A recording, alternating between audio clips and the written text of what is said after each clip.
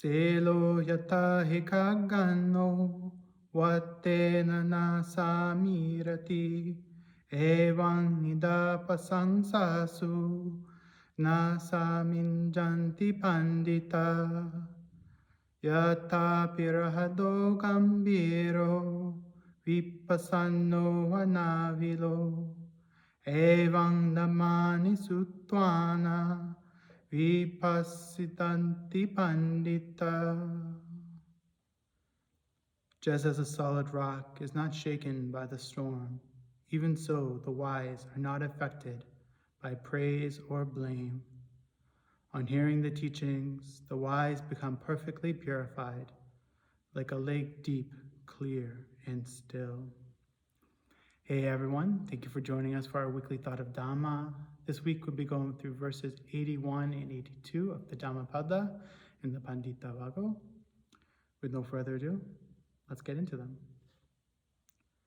Just as a solid rock is not shaken by the storm, even so the wise are not affected by praise or blame.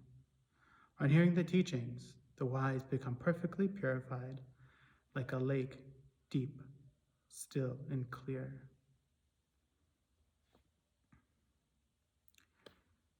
As practitioners of the Buddha Dhamma, you have to become like a rock, like a solid rock. This is not becoming apathetic or disconnected from life or people around us, or it being based on ego or dogmatism. It's becoming solid based on understanding, on wisdom, of seeing the dangers and giving into our emotions, seeing danger and giving into egoism. Once we give into our emotions, or when we get caught up in praise or being blamed or anything like that, that's the end. The story doesn't go on any further. Our development doesn't go on any further. We just give into it. We feed into it. We get caught up into it. When we're given praise, we become someone proud or arrogant or egotistical. When we get blamed, we become aggressive, we become abrasive, we lash out on people. It just starts a cycle of closing off or building ourselves up in the wrong way. And that's it. The road doesn't get made any further, at least not a good one. It leads down to another path, which will eventually lead to nothing particularly good. But the wise, the ones who hear the Buddha's teachings, who embody those teachings, you can go anywhere. You have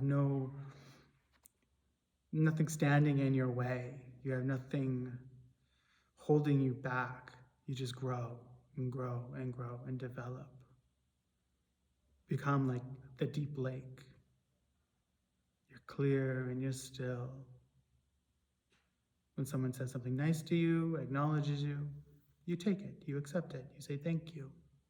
But you don't let it define you. You don't let it get inside your mind where it festers and becomes something unwholesome. It becomes something polluted. Same with being blamed. Instead of letting it vex you, letting it bother you, you learn from it, you take it, you examine it, you see what it does to you, you see the positive ramifications of praise or acknowledgement, but you also see the downsides if you were to hold on to it, latch on to it. Same thing with blame. You acknowledge that someone blamed you and you examine it. You take it as another tool, another stone in the path of development. Instead of seeing it as a hindrance or bother, you see it as something good. I believe we went through one of the other verses about using someone who might blame you or someone who might be aggressive to you, using them as a mirror. So whatever life throws out at us, whatever experiences that we have in this life, we can use them as see them as a hindrance or as a bother, or see them as a tool of development. Something more that we can use to chip away at this delusion, this false identity that we have of me, myself. We can't get away from these things. These things are a part of life. Praise and blame and all the others. We can't hide away from them. We can't run away from them. They're part of life. So instead of letting that be the end, we learn from it. We grow from it. We develop from it. We just go deeper and deeper and deeper. So with these words, I really hope they'll be of help, and I hope you all are well, and I'll see you all next week.